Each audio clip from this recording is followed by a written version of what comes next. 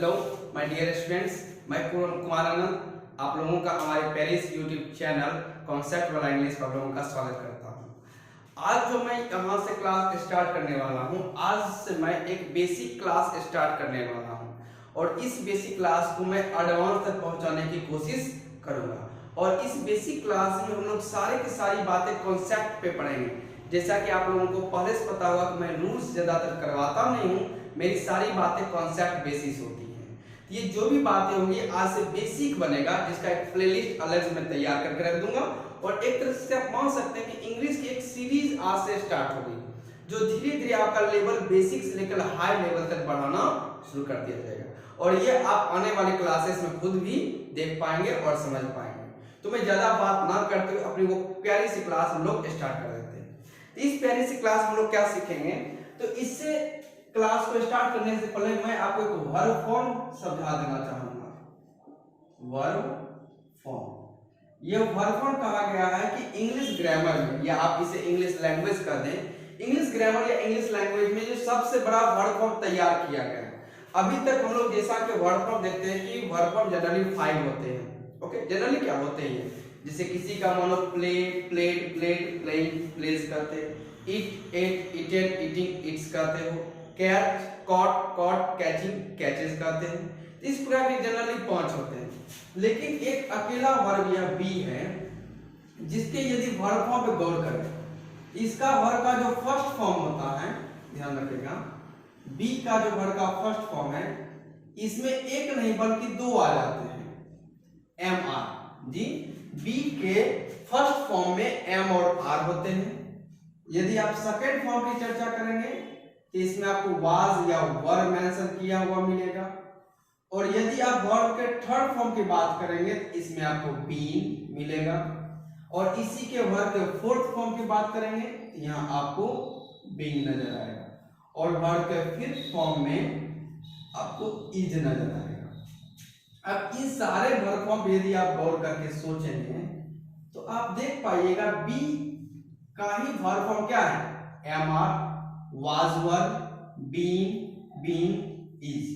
अब इसको जरा सोच के देखिए, हम लोग जनरली वर्ब फॉर्म जो पढ़ते हैं उसमें वर्ब के फर्स्ट फॉर्म में एक, second form, third form, fourth form, fifth form, सब में एक एक वर्ब रहते हैं। लेकिन बी एक अकेला ऐसा वर्ब है जो अपने वर्ब के फर्स्ट फॉर्म में भी 2 लिया हुआ है, एम आर, सेकेंड फॉर्म में was या were, थर्ड फॉर्म में been, फोर्थ फॉर्म में being और फिफ्थ फॉर्म क्या आता है, is।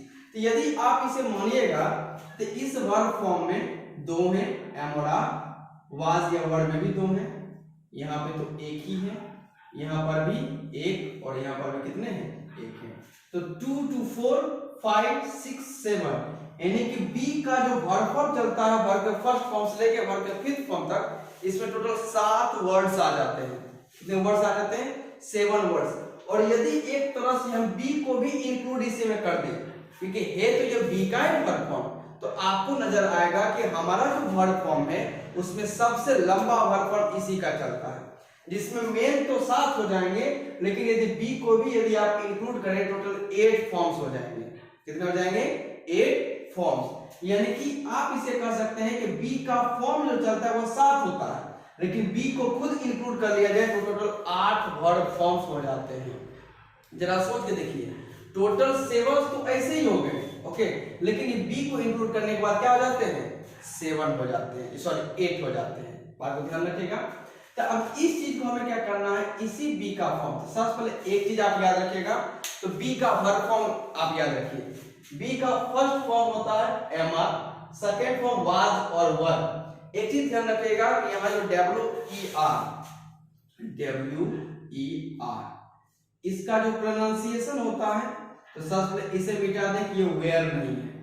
WER का जो प्रोनाउंसिएशन है वो वर है। जी, क्या कहते हैं, वर, वेयर नहीं, वर है। तो बी का फॉर्म क्या बोलेगा, am are, was were, been, being, is. फिर से मैं बोलता हूं, बी का वर्ब फॉर्म है am are, was were, been, being, is, जिसमें से आपको याद क्या रखना है कि WER की प्रोनाउंसिएशन वेयर है ना कि वर है। बात को समझे। अब हमें करना क्या है कि यहां जो वर्ब का first form am are, second form was were, और फिफ्थ फॉर्म जो आपको इज नजर आ रहा है, तो वर्ब का first form, second form, fifth form, इसका जनरली यूज नहीं करवाया जाता है। या जनरली बस इसको या तो ट्रांसलेशन में रख दिया जाता है कि एम आर यह होता है, वाज वर यह होता है, इज यह होता है। हमने कभी एम आर, वाज वर और इज का यूज आप लोगों ने कभी नहीं पढ़ा होगा। तो मैं आप लोगों के लिए जो ये क्लास स्टार्ट करने वाला हूँ, बेसिक से जहां मैं बताने वाला हूँ, यहाँ मैं इसी के यूज से स्टार्ट करूंगा। मैं किसी भी टॉपिक को जितना ज्यादा उस टॉपिक में बातें हो सकती हैं, मैं सारी बातें बताने की कोशिश करूंगा। तो चलते हैं, ये वर्क हम लोग देख ही चुके हैं, अब इसको हम आगे बढ़ा लेते हैं। अब आगे बढ़ने से पहले जनरली एक बात और जान लेते हैं, और वह बात जानने वाली क्या है, तो इसी सेंटेंस के ऊपर है। सेंटेंस जिसे हिंदी में हम लोग वाक्य कहते हैं। हिंदी में क्या कहते हैं? वाक्य। वाक्य आप बस इतना मान के चलिए अभी के लिए, जितना मैं बता रहा हूं, और मैं उतना ही अभी डिस्क्राइब कर रहा हूं जितना हमें आने वाला टाइम में जरूरी रहेगा। तो सेंटेंस जो है, इसका पहला टाइप हो जाता है जिसे आप कहते हैं affirmative. Affirmative, AFFIRMATIV, affirmative sentence. दूसरा होता है निगेटिव सेंटेंस, NEGATIV, और तीसरा होता है हमारे पास इंटेरोगेटिव सेंटेंस। तो सेंटेंस का अभी हमें तीन टाइप्स पढ़ने हैं। एक हो गया आपका अफर्मेटिव, दूसरा निगेटिव और तीसरा इंटेरोगेटिव। अफर्मेटिव को हिंदी में आप कह सकते हैं स्वीकारात्मक, स्वीकारात्मक, या इसी को कहते हैं सकारात्मक, सकारात्मक वाक्य कह देंगे। निगेटिव को हम लोग नकारात्मक कहते हैं, नकारात्मक वाक्य। और इंट्रोगेटिव को हम लोग कहते हैं प्रश्नवाचक, प्रश्नवाचक वाक्य। तो अफर सेंटेंस का पहला टाइप बनता है अफर्मेटिव, जिसमें आप किसी बात को स्वीकार करते हैं, और निगेटिव में जिसमें आप किसी बात को नकारते हैं, आप निगेटिव से करते हैं, डिनाई करते हैं। और एक थर्ड होता है इंटरोगेटिव, जिसमें आप किसी से भी कोई भी बात पूछने का काम करते हैं।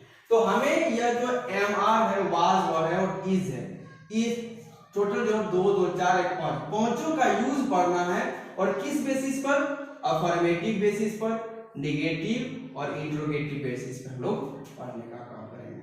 ओके, इसको लिख लीजिए, इस वर्ब फॉर्म को, इसको उसका मैं स्क्रीन करता हूं, ध्यान रखिए। तेज लिख लीजिए ताकि ज्यादा टाइम नहीं लगे।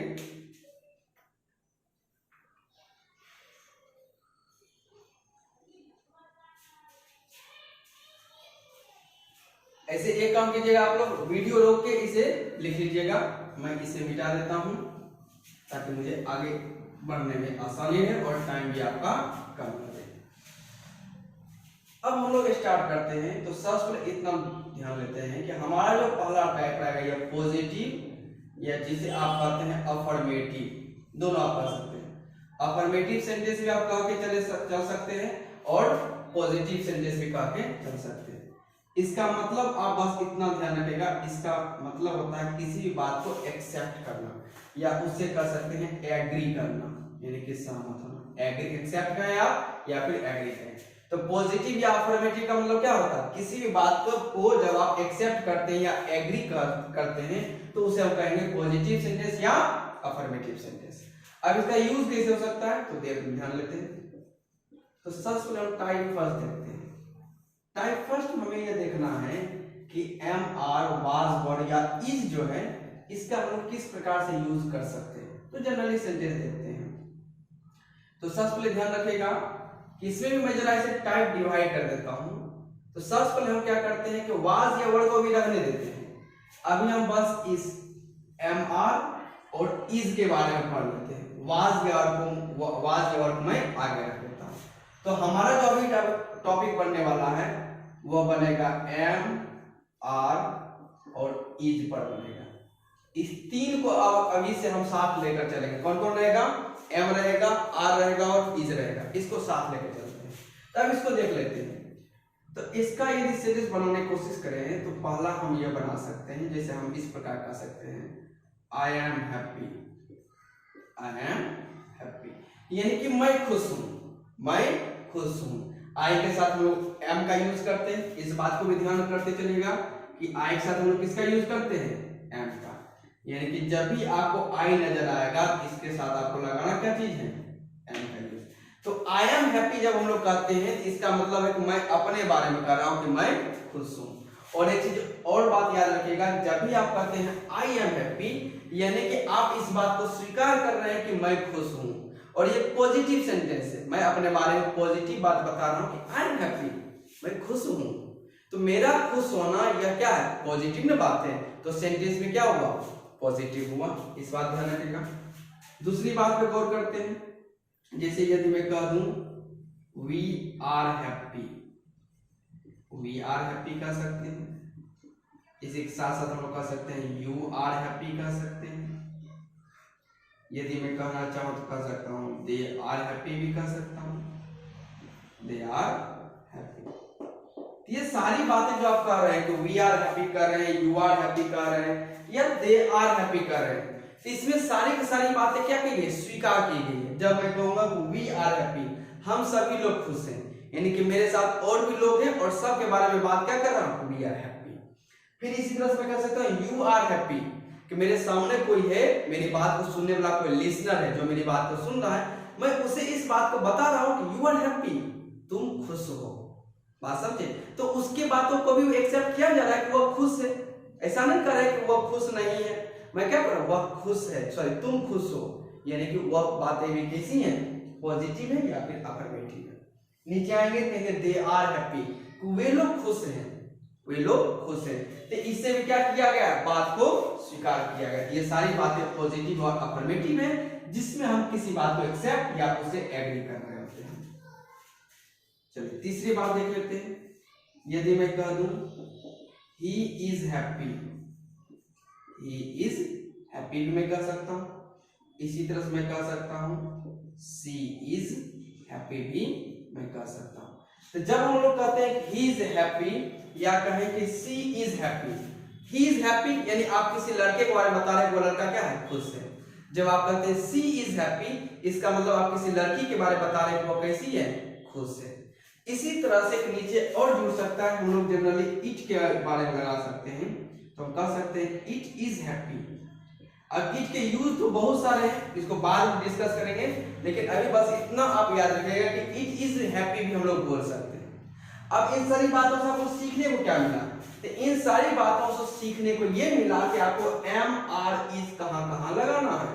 तो आपको यह याद रखना है कि आई के साथ एम लगाना है, और यहां जो आपको नजर आ रहा है वी नजर आ रहा है या यू नजर आ रहा है या आप देख रहे हैं दे देख रहे हैं, इस सबों के साथ आपको क्या लगाना है, आर। यानी आई के साथ आपको एम लगाना है, वी यू दे के साथ आपको आर लगाना है, और जो ही सी इट नजर आ रहा है आपको ई नजर आ रहा है, सी नजर आ रहा है और इट नजर आ रहा है, इस सब के साथ आपको क्या लगाना है, इज लगाना है।